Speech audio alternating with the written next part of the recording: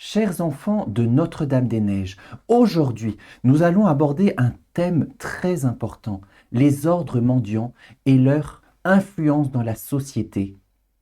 Pour ce faire, je suis allé regarder un vieux grimoire de notre bibliothèque pour vous donner des informations les plus fiables possibles. Nous allons parler de deux figures très importantes, Saint François d'un côté et Saint Dominique de l'autre, les franciscains et les dominicains. Et nous verrons leur influence dans la société du XIIe, XIIIe, XIVe siècle. Commençons les ordres mendiants par les franciscains avec cette si belle figure de Saint François d'Assise. Rappelons ces dates, 1182, 1226. C'est un des personnages les plus importants du monde catholique, l'un des plus fascinants, un des maîtres spirituels les plus écoutés. Écoutez bien, son ordre religieux issu de lui à la fin du Moyen Âge compte 3000 couvents en Europe, 60 000 frères. Retraçons un petit peu son histoire. Nous le savons bien, il est issu de la bourgeoisie commerçante d'Assise. Il est le héros de la jeunesse, il a beaucoup d'influence auprès des jeunes, il aime la fête, il est destiné à une brillante carrière, mais un jour, tout va changer. Il va rencontrer le Christ sur la croix. Il change de tout au tout. Le but de sa vie est de suivre le Christ. Il commence une vie d'ermite en reconstruisant une petite chapelle Sainte-Marie des Anges. Mais en 1208-1209, à la messe, il entend l'évangile selon saint Matthieu, chapitre 10, verset 29. Et il comprend la nécessité de la mission. Il est l'apôtre des temps nouveaux. Des jeunes hommes se groupent autour de lui, deviennent des disciples de Jésus.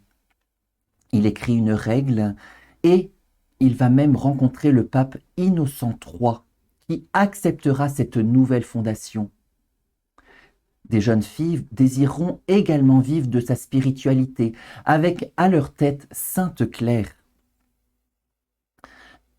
De leur côté, elles seront, elles, des cloîtrées. Saint François terminera sa vie à Alverne, où il sera marqué par les stigmates. C'est le premier homme de l'histoire marqué par les plaies de notre Seigneur. Il vivra cette union profonde avec notre Seigneur. Parlons quelque peu de sa spiritualité. On peut dire qu'il a poussé très loin cette union au Christ. Pas simplement regarder ou écouter le Christ, être conforme au Christ. Le premier auteur qui a écrit sur Saint François nous livre. Que ne lui advint-il pas dans ce contact avec Jésus? Il portait Jésus dans son cœur, il portait Jésus sur ses lèvres, il portait Jésus dans ses oreilles, Jésus dans ses yeux, Jésus dans ses mains, Jésus dans ses autres membres.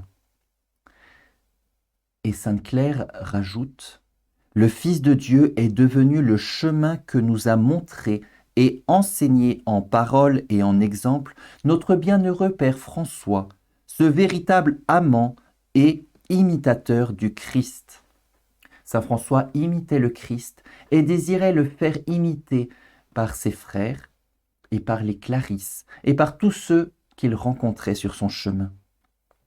Imiter le Christ demande de le regarder sur cette terre dans l'humilité de son incarnation et la charité de sa passion. L'humilité de son incarnation, rappelons-nous, Saint François a lancé les crèches vivantes. Il contemplait cet abaissement du Fils de Dieu qui s'est fait homme, qui s'est fait petit enfant, dépendant dans les bras de sa Sainte Mère. Nous avons également abordé le thème des stigmates de Saint François. Saint François était identifié au Christ souffrant. Il portait les plaies du Christ dans son propre corps. Il acceptait de le suivre dans sa passion, non seulement en parole, mais aussi dans les actes. Il avait une grande dévotion à l'égard du vrai corps et sang de notre Seigneur dans l'Eucharistie. il l'adorait, il le recevait avec un cœur ouvert, rempli d'amour. Et en tant que religieux, il priait les psaumes en union vivante avec Dieu. Pour réaliser tout cela, il avait besoin d'une aide efficace, la bienheureuse Vierge Marie. Il désirait l'aimer davantage comme une mère que comme une reine. Il désirait recevoir d'elle ses vertus. Les vertus que maintenant nous appelons les vertus franciscaines, l'humilité et la pauvreté.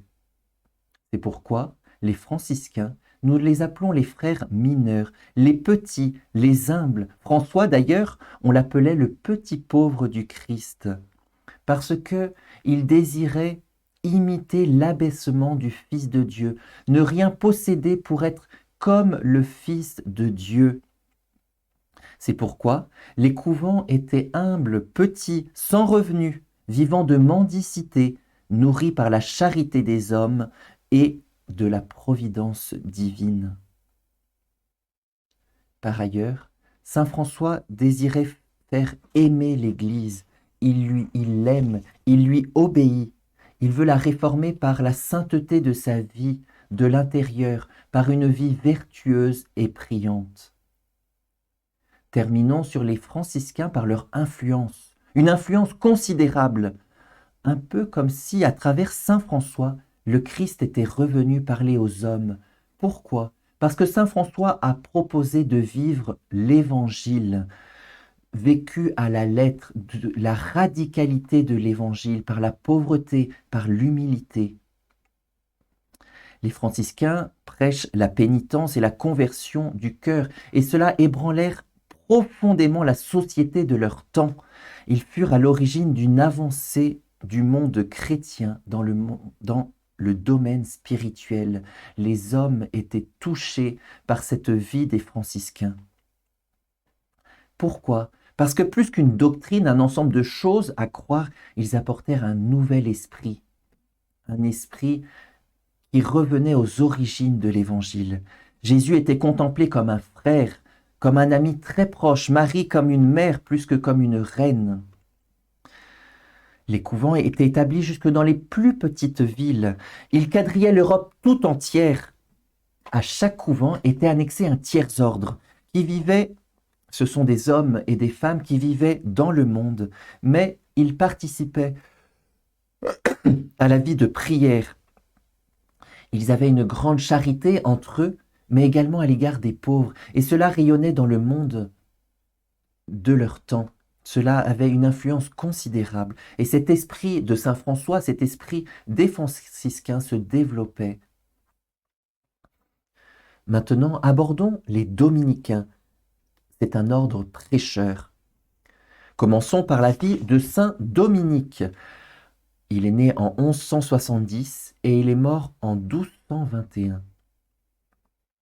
C'est un chanoine régulier de la cathédrale d'Osma en Espagne et il traverse un jour le midi de la France. Il est traversé par un grand trouble d'âme, une tristesse, parce qu'il est confronté à des hérétiques, à des cathares.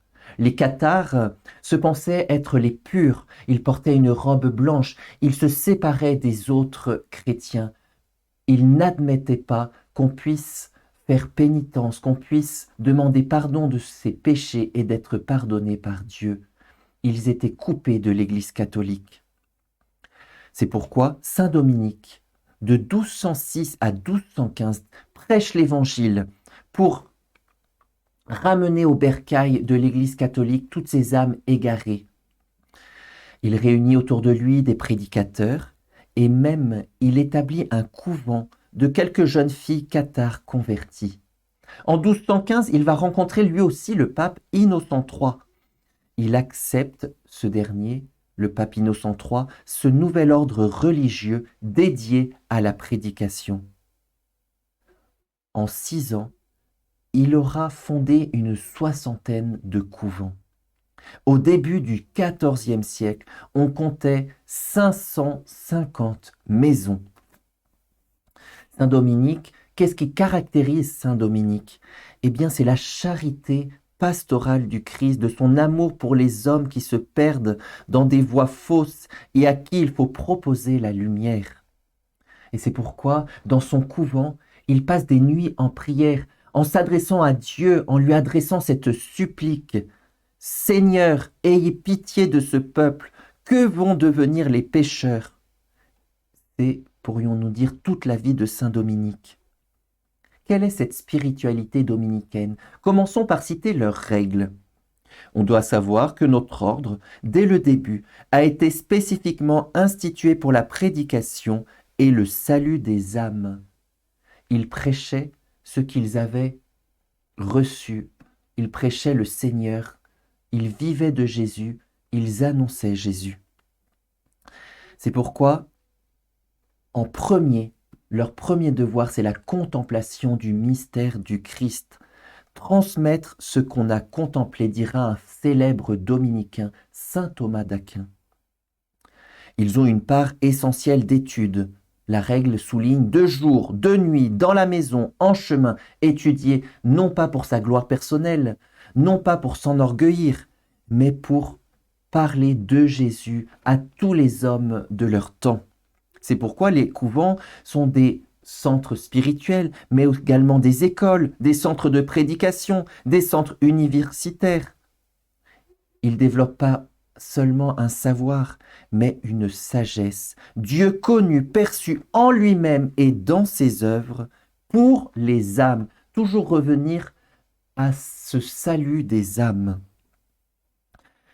Ils devaient développer une vie spirituelle intense, un amour de Dieu qui déborde en amour et zèle pour les âmes.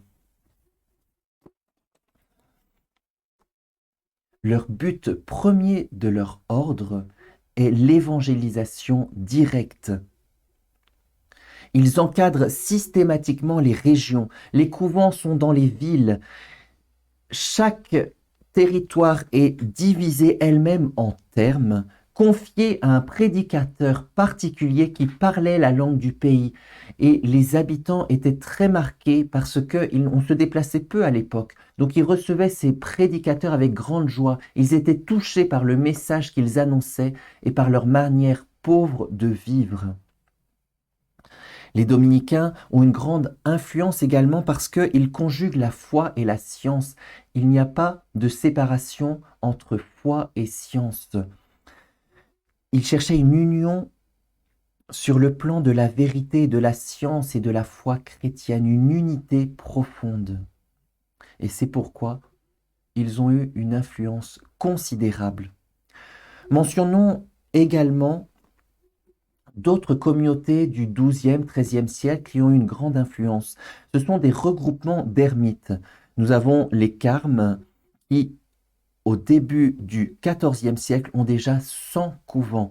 Et les ermites de Saint-Augustin, 8000 maisons, 30 000 frères au XIVe siècle. On voit que ce siècle connaît un renouveau profond grâce à des hommes qui sont des saints. Nous qui allons commencer notre semaine sainte, qui désirons suivre le Christ au plus près, désirons la sainteté pour renouveler notre Église par nos vertus, par notre amour de Jésus, par notre union profonde à son cœur. Bonne semaine sainte à tous.